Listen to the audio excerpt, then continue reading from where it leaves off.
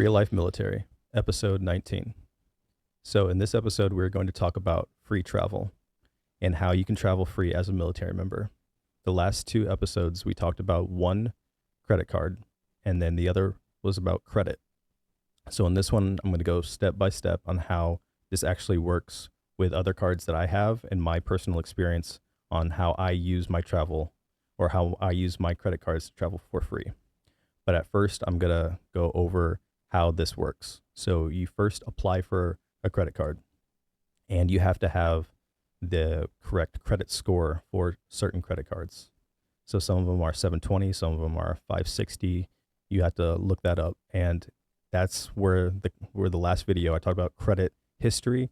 That shows basically what you can apply for with your past credit history. So if you can't apply for the card, that just says a lot about how your credit is and your financial history, right? So each card has a sign-on bonus. This sign-on bonus is what is used to get points for either hotels or flights. So they usually, like the Sapphire card, the Chase Sapphire, it is $4,000 in 3 months. So I'm going to use that as an example. So I looked up the average cost for a 25-year-old. So you have utilities and phone, that's $200 a month. Food is around 2 to 4. Dining is 100 to 300 a month. Entertainment is around 300 to 200. Eating out another 150, and bad habits and whatnot is like 200. So on the low end of that, it's $700 a month. The high end is $1,550. So as military members, and if you're at least E5, you should have spending around $2,000 to $300. So to hit that $1,550 for most people isn't hard, even for a single person. So on average, you need to spend $1,334 a month on that card to hit that minimum spending, so you get those points. Super easy to do. So most of your subscriptions, you can switch to that credit card that you're using. So whichever one you need to pay off, you can switch to that. I know I pay my HOA with that. My phone, all of my subscriptions, everything. Gas is a big one. Gas can be easily $200 to $300 a month, but that is it.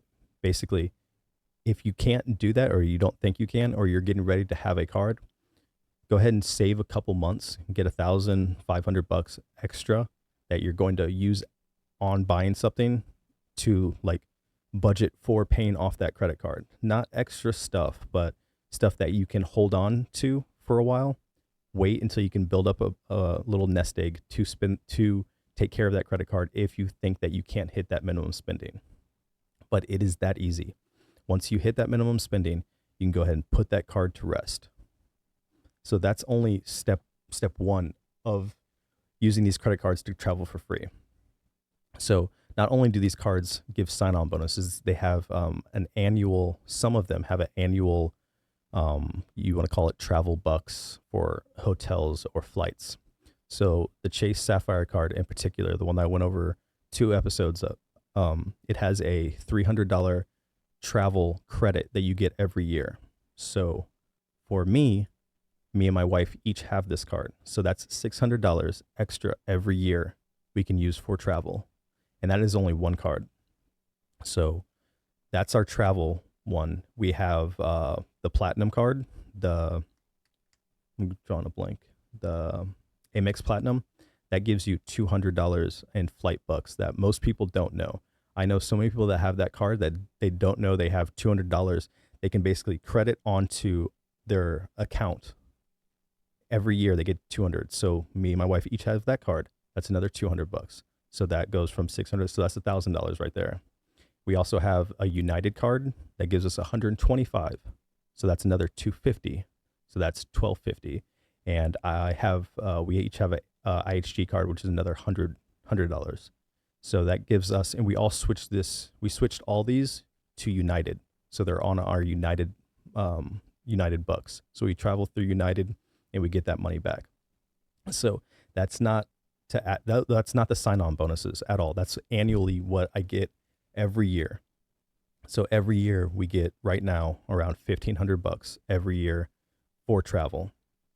not including getting a credit card every other month. So that's basically how you get to travel for free. So if you're married and you have kids, it's easy to hit that spending. If you're single, maybe you can do 4 cards a year. But if you're married and you have a couple kids, you can easily do every other. You could get about at least 5 cards a year. So if you think about that, what I've put it all together for this past year for me, it's about an extra $500 a month that I use just for traveling. So that's $6,000 a year I can use for traveling. It's around there. It can be a lot more, it can be a lot less. Depends on how good you get, because this is a skill. This is a financial skill that you have to learn how to use. And it's only if you are responsible and you can take care of your finances. This is one step that you should do. If you are watching this video and you're like, well, I'm not going to do that, it sounds like a scam, good. Okay, this isn't for you. And also, if you don't think you're responsible enough to do this, this isn't for you. This is a skill that you have to learn to get your credit down. And if you can, it's the simplest, easiest way to get extra money every year for travel. So you don't have to pay that travel to go home and see your family, because we're all stationed away from our families. Like, this is so we don't have to pay for that. It's an easy skill to learn how to do, and you can keep on doing it. So you apply, you budget out how to hit that spending limit. So it's usually 3 months and between $1,000 to $4,000 per card. And then just know that every 31 days, you have to wait 31 days to sign up for another card. But it's easy to go back and forth between you and your loved one. So you can actually refer them and get more points on top of that. So I think that's it. So you apply, you budget out how to spend money to get that sign-on bonus. You refer your loved one. As soon as you're done, knock out another one, because if you space them out the 31 days, you can hit very easily. And if you have more spending, or even if you're going on vacation, if this is your first time and you're just getting into this, you're going on vacation, it's going to take at least $2,000 at least to travel. Put it on get a credit card, and then you can make that purchase with the credit card to travel, and you're paying off that that minimum spending for more points so you can travel in the future. It's a win-win.